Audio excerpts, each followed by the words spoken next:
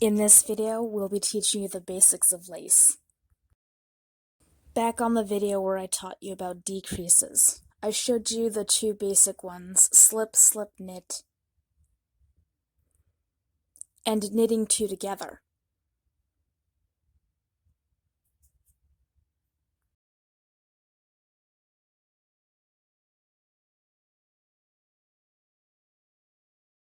But way back in the beginning, I taught you about knits and purls. So why no slip, slip, purl, or purling two together? That's because when you knit lace, usually every other row is done in reverse stockinette. This sample is not how lace normally looks.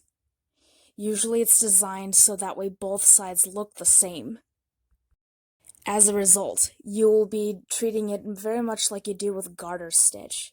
You'll be knitting basically all of the rows where there are no increases or decreases.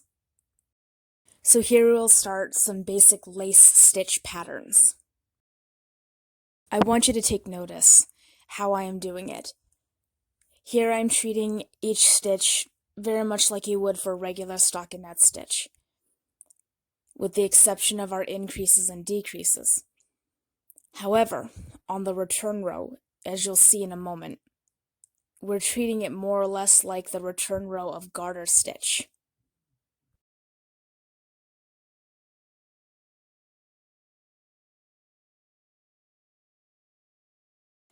Now, as you see here, we're returning back the other direction, like we would be doing if we did garter stitch.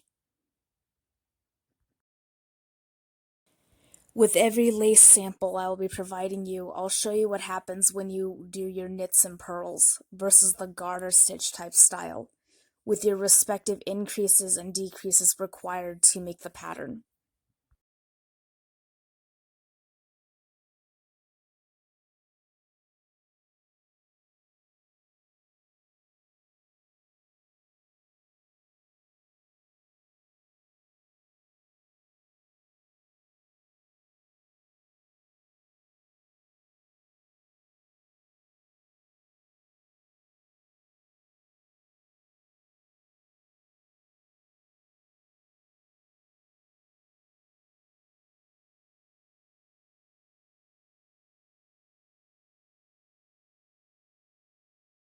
The reason we do this is so that way it looks the same on both sides.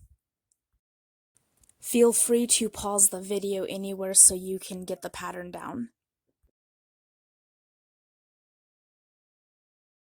This swatch is a rare occasion where you will have one purl in the middle of your row, specifically on the return row. Right there where I just put 2 yarn overs, when you return, you will have to purl one of those in order to ensure that it doesn't become untwisted.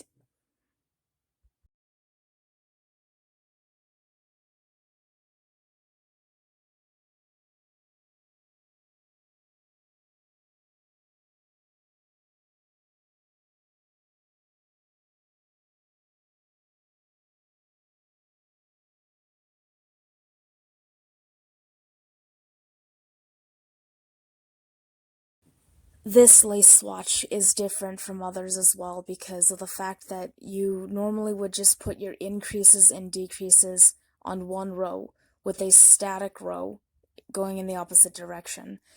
However, on this one, you're going to have to deal with an increase and decrease on every single row, but you're still going to treat them accordingly.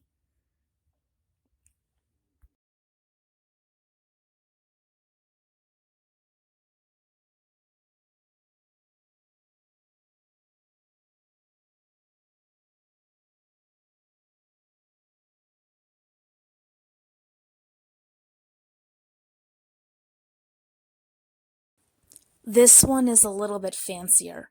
Whenever you do a double decrease, specifically here we're doing knitting 3 together, you will get peaks. You will have a valley at the top of your fabric where your needles are, and you'll have a peak at the base. These are all just little swatches that you can play around with and combine with other patterns to create whatever lace work you want to do. Stay tuned, because I'll be showing you other methods of lace that are a bit more advanced than these, that you can combine with these techniques I've shown you here. Thanks for watching, and subscribe for more knitting.